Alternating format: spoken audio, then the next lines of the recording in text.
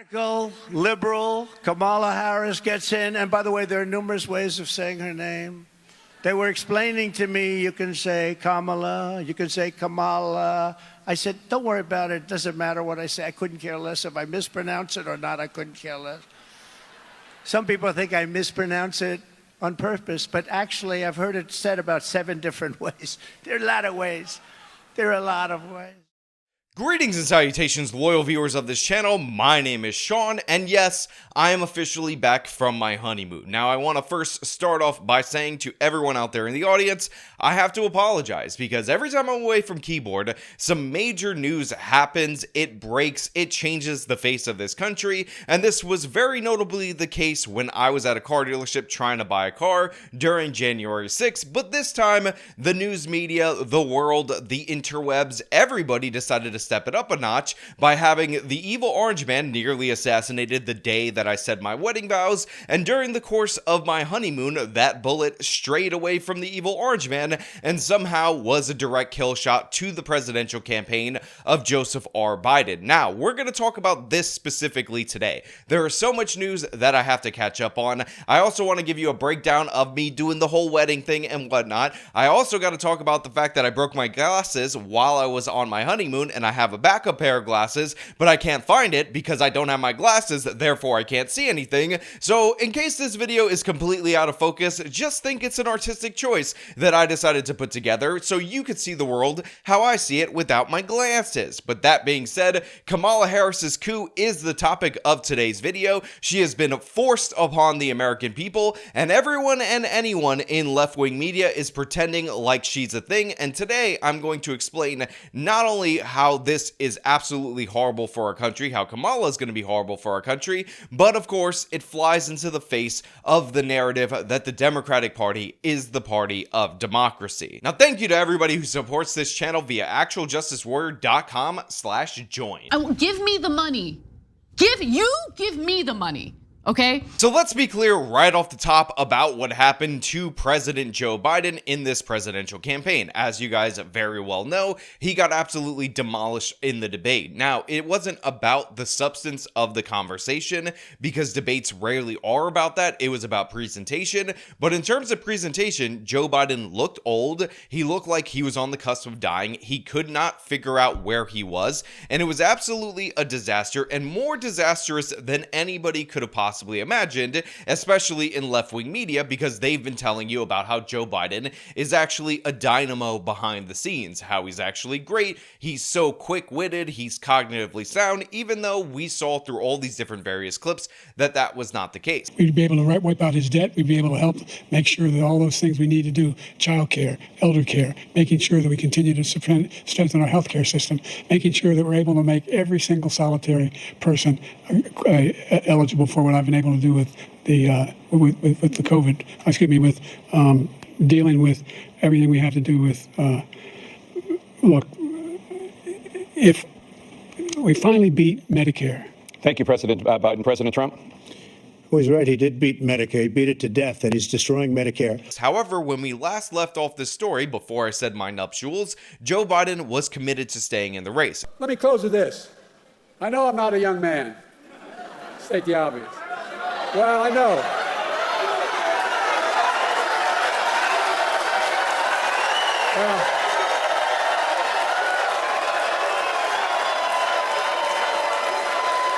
Well, I don't. Folks, I don't walk as easy as I used to. I don't speak as smoothly as I used to. I don't debate as well as I used to. But I know what I do know. I know how to tell the truth. I know right from wrong. And I know how to do this job. I know how to get things done. And I know, like millions of Americans know, when you get knocked down, you get back up. and I had told you, and unfortunately I am wrong about this, that Joe Biden would not leave. But what ended up happening was something that was even beyond what I could imagine. Essentially, the Democratic Party elites, including representatives from the Clinton campaign, the Obama team, major donors, Hollywood, and of course, top leadership in both the House and the Senate, according to journalist Seymour Hersh, essentially threatened to 25th Amendment Joe Biden out of office to force him to step down if he didn't hand over the ticket to Kamala Harris. Now, we all know, because we actually paid attention, and I've talked about this on this channel in the past before, that Joe Biden never wanted Kamala as his VP. In fact, he promised that he would pick a woman. He had eyes, according to the book Lucky, how Joe Biden barely won the presidency, on Elizabeth Warren as his VP. That's why he specifically promised a black woman on the Supreme Court and just a woman on the VP ticket. However, after the Black Lives Matter riots, Kamala Harris was the most highest ranking black female Democrat in the party, so he was essentially forced to pick her. And again, I will recommend you read that campaign book so you can go over with the voices from the insiders themselves how much they absolutely did not want Kamala, because Kamala is a nasty person who decided to go out of her way to call Joe Biden a racist during the campaign, and then of course do a 180 because she's a complete fraud and jump on board and say that she was Team Biden all the way. All of that happened. It is all on the record. Kamala Harris was picked not even because she was liked, not because she was viewed as qualified or anything like that, but just because she was the highest ranking black female politician at the time. And of course, people are going to say she's only half black. In fact, when she won her Senate race, she was pitched as the first Indian American Senate. All of that happens to be true, but this is the candidate that we have. And a lot of Democrats are pretending to be very excited about this. There is an astroturfing campaign behind Kamala Harris, and I think, and I truly believe, that the chances of the Democrats winning the presidential election in 2024 just went down dramatically, not up, because Joe Biden had the incumbent advantage. Joe Biden is a recognizable figure, and for whatever you want to say about Joe Biden not being able to remember, not being qualified for the office, having dementia, and all that, the fact of the matter is the reason Joe Biden was a better candidate than Hillary Clinton and is a better candidate than Kamala Harris is due to the fact that Joe Biden has more appeal to white working class voters that are the key voting bloc that Hillary lost in Pennsylvania, Wisconsin, and in Michigan. And guess what? Kamala, the California senator, does not have that appeal. She talked about banning fracking. She's talked about switching to electric cars. All these different various positions that she's held in order to appeal to the woke California elite will come back to bite her. Not to mention, she is one of the most uncharismatic and unlikable people in the history of American politics. The environment is vital. Killmonger may have ruined and burned your field of heart-shaped herbs, but don't worry. I'm from California. I can repopulate that field with a bunch of different herbs. To the lovely people of Wakanda, I know you will make the right choice. And as always, Wakanda forever. Paid for by Kamala Harris. Now, there are so many clips like that are absolutely amazing in every possible way that show you that this woman is a charisma vacuum, but my favorite ones are the ones that we discussed actually recently, which is Kamala Harris talking about how much she loves collard greens because blacks love collard greens, and that's her absolutely favorite thing to cook. That was me in my suit and heels walking through Charleston International Airport carrying 2 big plastic bags full of fresh South Carolina collard greens. It's a true story. And yes, as I walked on the plane, there were a few people who gave me the look and the nod. Even though Kamala Harris is of Jamaican descent, that's her black side of the family, and of course of Indian descent, and did not grow up eating Southern black food. And you could tell this by the way that she talks about collard greens and how she cooks so many collard greens that everybody comes over to Kamala's house for her collard greens. Right, Marlon, so I know how to make a mean pot of greens. In fact, people used to ask me to make greens for them for Christmas. One year, I had so many that I had to wash that we ended up washing them in the bathtub. so I am not playing around. So what you got? This is pandering on a whole other level, and this is the go-to move for the Kamala Harris campaign.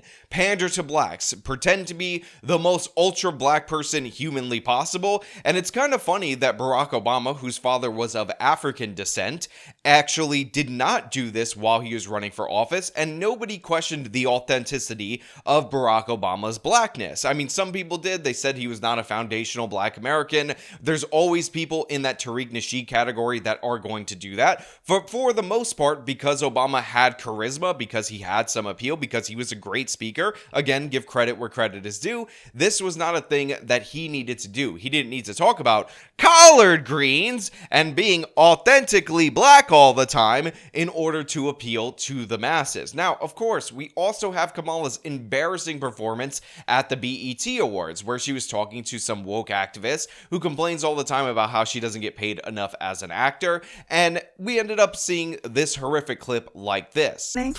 No, Taraji. Now, you know I wouldn't do that, especially not to a fellow bison. The real, ain't you? You know. So what's on your mind? Now look, I harped a lot on the fact that Kamala Harris, who's trying to be the blackest black person in the history of Blackenstein, wasn't able to even deliver an appropriate "you know," which is what is supposed to be delivered right there. But the fact of the matter is, this entire clip is incredibly cringe, incredibly embarrassing, and should be shocking to the conscience of the American people, if we're being perfectly honest. This woman right here, who can't even admit that she is of Jamaican and Indian heritage, she can't even play up to the culture that she actually grew up in, is trying to be ultra black, doing this "you know" nonsense right here, and pretending to fool black Americans because she believes that these people are that dumb that they're willing to follow this. On top of that, you also have her, no joke, talking about how she's out here in these streets. Women's reproductive rights are on the line. Our Supreme Court is on the line. Our basic freedoms are being tested, Madam VP.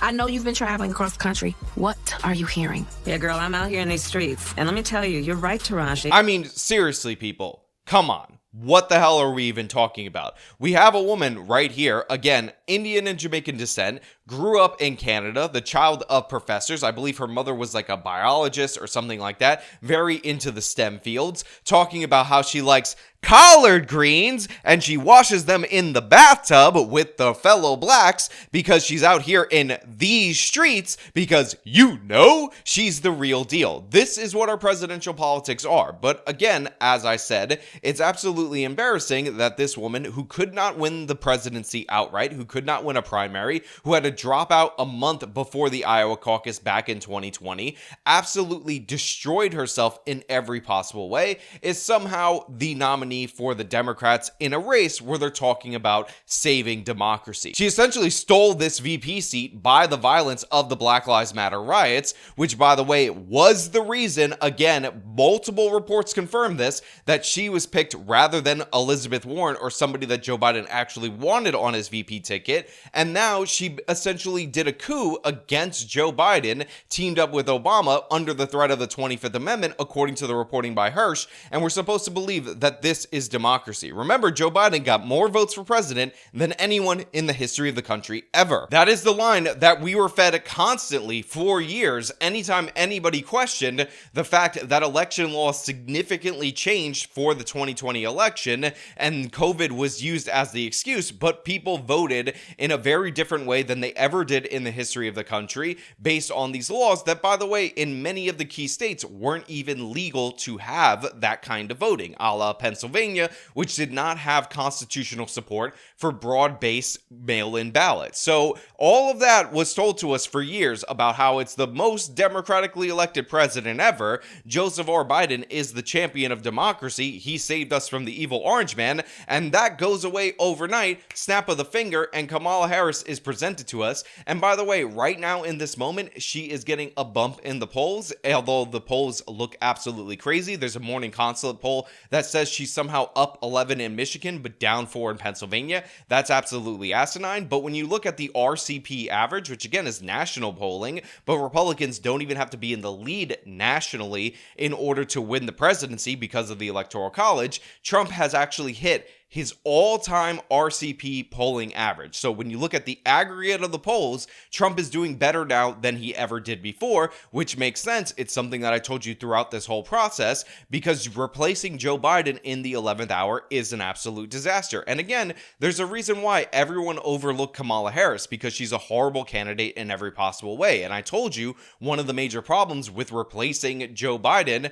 with any candidate is that any legitimate candidate, a la a Gavin Newsom, a Gretchen Whitmer, somebody who actually thinks that they have the ability to win the presidency outright in 2024, was not going to sign up for this. So you always had to put up an inferior candidate, and what we're seeing right now is the astroturfing, and by the way, the gaslighting of the American people related to Kamala Harris, because they're now trying to erase the fact that Kamala Harris herself was put in charge very early on of the border, named the border czar, and they're trying to pretend that that didn't happen. But the fact of the matter is, it did. Kamala Harris was put in charge of the border. She's advocating for amnesty. She never bothered to even visit the border for the longest time because she thought it was a non-problem, and that was the line of the administration. And everything this woman touches dies because she's an absolutely horrible politician. My friends in the media and my friends who are in the Democratic Party need to grapple with this point, and I know that they won't, or I fear that they won't, which is that there's a whole swath of America out there who feels like they have been systematically gaslit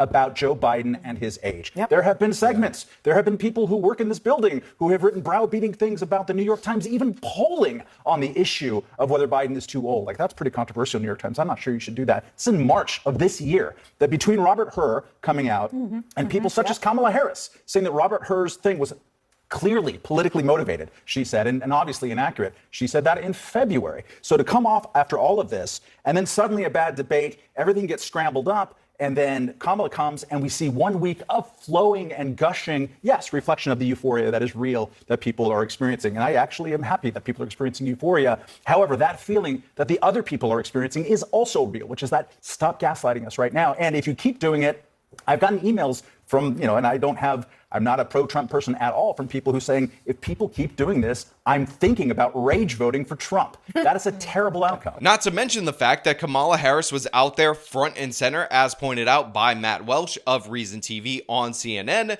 saying that Joe Biden was perfectly fine. She participated in the lying, the cover-up of Joe Biden's cognitive decline, so they wouldn't have a Democratic primary, because she knew when push came to shove, she wouldn't actually be able to win in the Democratic primary. She didn't want the voters to actually have a weigh-in on her candidacy, so she helped engage into the cover-up until the very last minute, where supposedly, according to this reporting from this very trusted journalist who exposed a scandal in Vietnam, again, look at his record, look at his history, they decided to threaten Joe Biden with the 25th Amendment, and of course they ended up holding him hostage financially, which people are trying to give Kamala Harris credit for as if she raised $81 million on her own, even though this was clearly and obviously the well-reported threat from the donors that they were going to withhold until they had another candidate. Now look, a lot of you guys out there in my audience know where I am on the political spectrum. You know I'm more on the right than I am on the left, but typically when it comes to presidential elections, because I live in New York State, which is a solid blue state, and my vote doesn't really matter, I don't really talk about voting or the importance of elections or anything like that all that much. I'm not a big fan of the day-to-day presidential politics. I do enjoy the horse race aspect of it, and that is because, again, I don't want people to hyper-focus on the president because he shouldn't have an impact on your day-to-day life, but B, it's because I have basically no impact. But this cannot stand. You cannot have these people run on, oh, we gotta stop the threats to democracy, the evil orange man is coming for our democratic process, and then subvert democracy in such an obvious way in order to install a fraudulent candidate, and then try to rewrite history, rewrite all the Google search terms, rewrite all the Facebook search terms, in order to make it seem like her record isn't what it is. Kamala Harris, despite what the left-wing media says, did support the Minnesota bail fund. She did support the bailing out of Black Lives Matter rioters. A bunch of those people came out and they committed crimes. Kamala Harris is, in fact, somebody somebody who said she would get rid of private insurance. She is, in fact, somebody who constantly is on the wrong side of different issues. And yes, she was the border czar. So they could try to lie, they could try to pretend, they could try to do a backdoor Obama campaign to pretend that she's the celebrity candidate. But the fact of the matter is, nobody likes this woman. Everybody understands that she's absolutely terrible and she needs to be stopped. This kind of 11th hour swap out needs to be undone. It needs to be punished by the voters. So not only does Kamala Harris need to lose, but she needs to lose in a commanding way. So yes, I am fully behind the defeat of Kamala Harris, whatever form that takes electorally, whether that be a popular vote, absolute obliteration with an electoral college win, or just an electoral college win. Whatever it is, whatever it needs to be, she needs to lose, and she needs to lose in a devastating fashion so that the Democratic Party learns their lesson. Because if this is proven to be a legitimate strategy, that the party elites can just toss a candidate 100 days away from the election, then that is going to spell the death nail for the primary process, which again, if they wanted to get rid of it, they should have just done it in a genuine way. Now, of course, all these different people are going to say, Cope, you're just scared of Kamala, you're just scared of Kamala. Listen, let me be clear about this. Obviously, this needs to be said. I don't want Kamala to be president because she'll be absolutely horrible and she'll do the things that she is promised to do. She will expose her authoritarian tendencies that she always had, and that will be bad for the country. But I am in no way, shape, or form afraid of Kamala Harris or think that she is more risky to win than Joe Biden. The only reason I'm upset is because I predicted Joe Biden would hang on, so he, in his weakness, actually disappointed me. But the fact of the matter is that the Democrats are the ones that are afraid. This is why they did something that is nearly unprecedented in American politics, which is throw out their candidate 100 days before the election, try to swap and do an emergency substitute because they were so scared about Biden and they deserve to be punished for it. But you know what? Those are just my thoughts on this whole situation. I want to know what you guys think down in the comments below. As usual, if you like the video, show them by leaving a like, subscribe for more content, follow me on my social medias. I am back officially. This has been me talking about the Kamala Harris coup. Till next time.